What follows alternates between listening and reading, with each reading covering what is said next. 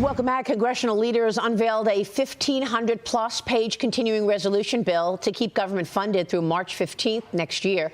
It includes more than $100 billion in funding for disaster relief and $10 billion in aid for farmers. It also reauthorizes and extends the government's unmanned aircraft systems program.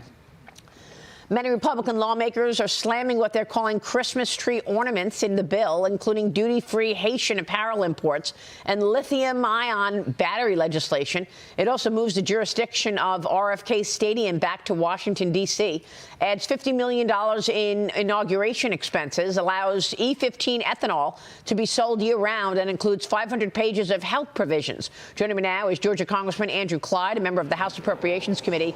Congressman, good to see you. What strikes you about this bill? Good morning, Maria. Well, I'll tell you, the most egregious thing about this bill is you've got at least $110 billion, perhaps up to $125 billion, that is not paid for, that is unpaid for. That's more borrowing to our national debt. And that's just not what the country told the president and told Congress when they gave the president a mandate. Every swing state he took the popular vote, and the entire focus of the country was control spending in Washington, D.C., and this bill does the exact opposite to that. This is not following the theory of government efficiency. So what can you do about it? Well, we can certainly vote against it, and I will be voting no on this bill from what I have seen so far. But we simply need to tell the American people that they need to get a hold of their members of Congress and say this is not acceptable. This is not why we gave you the majority in the House, the Senate, and sent President Trump back to the White House. But you don't want to have a government shutdown just a few weeks before President Trump comes in, right? Well, we don't have to if we don't want to. We could send an actual clean CR for 3 months and not this Christmas tree, this cramnibus. I mean, where you've got everything from RFK Stadium and ticket sales to, everything that you mentioned there, E15, everything. This is truly a Christmas tree omnibus. Wow. Let me get your take on the future, because the plan now is to do 2 reconciliation packages in 2025 as opposed to, again, another big omnibus plan where you would tackle taxes as well as the border. Where are you on that debate? Well, I think the first budget reconciliation should be a smaller one and be focused on the border, because that's the #1 issue that we have right now, and that is security of our southern border. And that is so critically important, and I think the first budget reconciliation will deal with that and give the president an immediate win. Yeah, I mean, I understand that, and you all want to have a win on the board right out of the gate, but is there a risk that the second reconciliation plan doesn't get done and then you don't actually extend the tax cuts? Newt Gingrich said you need to commit to actually getting this signed into law by July 4th, and he's not sure you can do that. Here's what he told us this week right here on Mornings with Maria. Watch. They need to have the Senate commitment to pass the tax bill by May 31st, to go to conference in June, and to sign the bill by July 4th. Reagan talked into having his tax cuts arrive late. We lost 26 seats in 1982. President Trump was talked into taking up a bunch of other stuff, didn't get his tax bill until late. They lost 40 seats in 2018. Keeping the House is the biggest single challenge for the Trump administration. So if you work back from keeping the House, you have to have the tax cut bill and the deregulation bill signed into law by the 4th of July, so it's affecting the economy so well and so powerfully that people are really happy in 2026.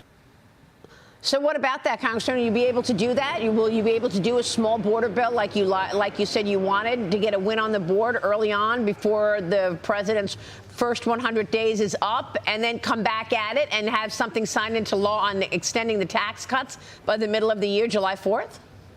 I think that's a great plan. I think Newt is spot on in what he said. I think that first win needs to be chalked up very, very quickly, but then we need to immediately go back into the second budget reconciliation, where the Senate then comes on board, the House comes on board, and we pass tax reform, extend the president's Tax Cuts and Jobs Act, I think that is absolutely the plan that needs to be put forward and executed by Congress. Well, I mean, what about this fact that you don't have the offsets in this current continuing resolution to hold the government open beyond Friday? I mean, you said it's not very Doge. The House Doge caucus held their first meeting yesterday.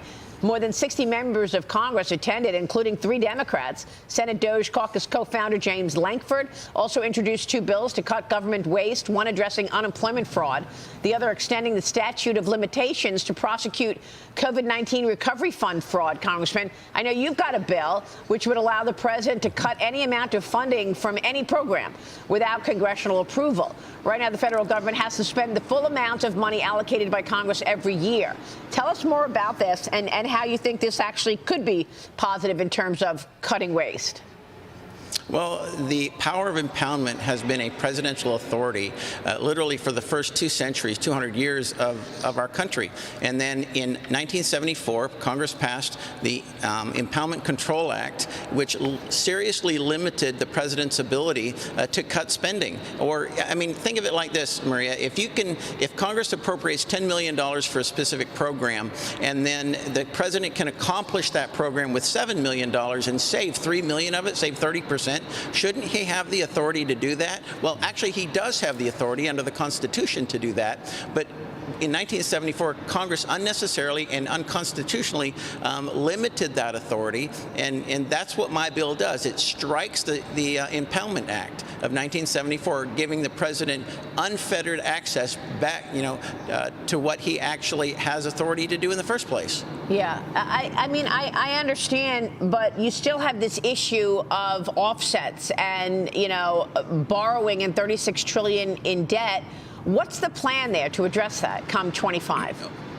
Well, I think the fact that we have a Doge caucus is great, but if the members that went to the Doge caucus really want to get serious about it, then they need to vote for an offset on this continuing resolution. Because without an offset, we're going right back to the standard swamp procedures that Congress is famous for, and that's not why the American people gave a mandate to President Trump and literally gave us back the majority, and we took the Senate. I mean, the American people, I think, are speaking loud and clear that we have to get our fiscal house back in order, and having unpaid for spending is not doing that. Yeah. All right. We will leave it there and watch your work, Congressman. Thanks very much for walking us through it. Andrew Clyde joining us this morning in D.C. Thank you, sir.